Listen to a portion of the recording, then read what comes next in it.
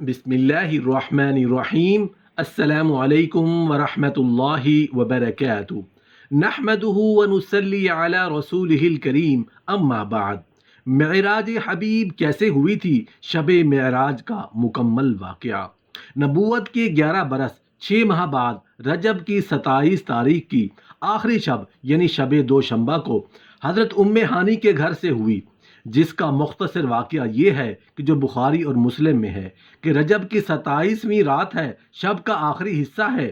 رسول اللہ صلی اللہ علیہ وآلہ وسلم اپنی ہمشیرہ ام ہانی بنت ابو طالب کی دولت خانہ میں آرام فرما ہے کہ حضرت جبرائیل امین براق اور برات لے کر حاضر ہوئے، پیغام الہی لائے، اپنے کافوری بازو مبارک تلووں سے مل کر رسول اللہ صلی اللہ علیہ وآلہ وسلم کو جگایا، رب تعالیٰ کا پیغام پہنچایا، سینہ بے کینہ کو چاک فرما کر آب زمزم سے قلب کو پاک کیا، دھویا، پھر اس سینہ فیض گنجینہ کو حکمت و نور سے بھرا، پھر آب کوثر سے غسل کرایا، رسول اللہ صلی اللہ علیہ وآلہ وسلم کو دولہا بنایا، حلہ بہشتی پہنایا، براق حاضر کیا جس کی برق رفتاری عقل سے باہر ہے۔ حضرت جبرائیل علیہ السلام نے لگام پکڑی، اسرافیل علیہ السلام پیچھے ہوئے، ملائکہ نے چاروں طرف سے براق کو گھیر لیا۔ اس شان سے اس نرالے دولہا کی سواری مکہ معظمہ سے روانہ ہوئی اور آن کی آن میں بیت المقدس میں وہاں تمام انبیاء اور رسل اور ملائکہ کو موجود پایا کہ استقبال کے لیے حاضر ہیں اور نماز کی تیاری ہے۔ امام الانبیاء کا انتظار ہے، دولہا پہنچنا تھا کہ سب تمام انبیاء اور فرشتے مقتدی بن کر صف بستہ پیچھے کھڑے ہو گئے۔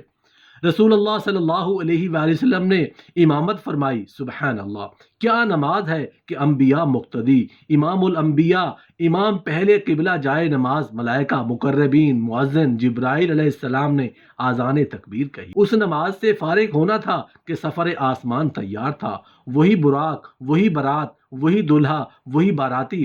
آن کی آن میں پہلا آسمان آیا، حضرت آدم علیہ السلام نے استقبال کیا، مدتوں بعد تمنا بر آئی، مرحبا کہا، پھر یکے بعد دیگرے آسمان آتے گئے، گزرتے گئے۔ دوسرے آسمان پہ حضرت یحییٰ اور عیسیٰ علیہ السلام، تیسرے پر حضرت یوسف علیہ السلام، چوتھے پر حضرت ادریس علیہ السلام، پانچویں پر حضرت ہارون علیہ السلام، چھٹے پر حضرت موسیٰ علیہ السلام، ساتویں پر حضرت ابراہیم علیہ السلام زیارت سرکار سے مشرف ہوئے۔ یہاں سے گزرنا تھا کہ سدرہ سامنے آیا، یہ سدرہ حضرت جبرائیل کے لیے سدے راہ بن گیا۔ پھر یہ حال ہوا، حضرت جبرائیل نے آگے جانے سے معذرت کی، فرمایا کہ جبرائیل یہ طریقہ ہمراہی نہیں ہے کہ ساتھ چھوڑ دو۔ عرض کیا آگے یا تو لے جانے والا رب جانے یا جانے والے محبوب، کہ کہاں گئے وہاں گئے جہاں ہی ختم ہو چکا تھا۔ رب نے کیا دیا، محبوب نے کیا لیا، رب نے کیا فرمایا، مصطفیٰ نے کیا سنا، اور حبیب و محبوب، طالب و مطلوب میں کیا راز و نیاز ہوئے، یہ تو وہ دینے والا اور یہ لینے والے جانے۔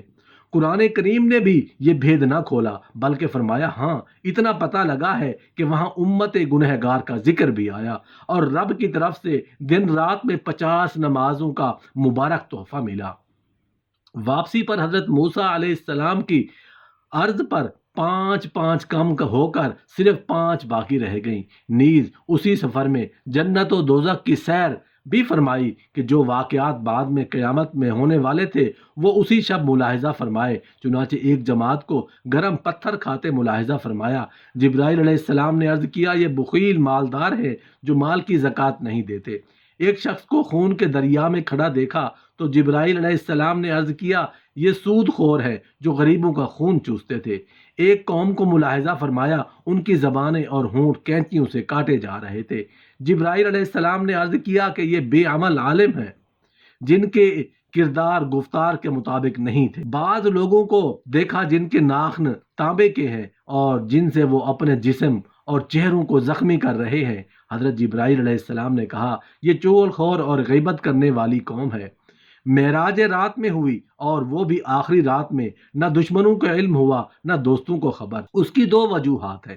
اول تو اس لیے کہ معراج میں وصال ہے اور ہر وصال کے لیے رات موزوں ہے، اسی لیے عبادات اور راز و نیاز کے لیے رات موزوں مانی گئی ہے۔ دوم اس لیے کہ آج حقیقت محمدیہ اصل رنگ میں جلوہ گر ہے، کسی آنکھ میں طاقت ہے کہ اس کو دیکھ سکے، ہاں ملائکہ کی آنکھ ہی ہے جو اس جلوے کی متحمل ہوئے، ان میں سے حسب طاقت ہی ساتھ دے سکے۔ اور اس شب حضور کی مثال آفتاب کی سی تھی کہ جوں جوں چڑھتا ہے نور بڑھتا ہے۔ بیت المقدس میں انبیاء کی امامت فرمائی، آپ نبی الانبیاء اور امام الحرمین کے لقب سے کتاب سابقہ میں ملقب ہے۔ نیز ارشاد ہوا کہ آج اس کا ظہور ہے، سلاطین و اولین مقتدی بن کر پیچھے حاضر ہیں۔ انبیاء کرام سے آسمانوں پر ملاقات ہوئی، جس سے معلوم ہوا کہ براق کی رفتار اتنی تیز خرامہ تھی۔ انبیاء کرام ابھی بیت المقدس میں تھے اور ابھی استقبال کے لیے اپنے اپنے مقامات پر آسمان میں پہنچے۔ اس سے معلوم ہوا کہ انبیاء کرام اور ارواح مقدسہ کی رفتار نگاہ کی رفتار سے بھی تیز ہے۔ اولاً 50 وقت کی نماز فرض ہوئی، پھر سیدنا موسیٰ علیہ السلام کے بار بار عرض کرنے پر 5 رہی۔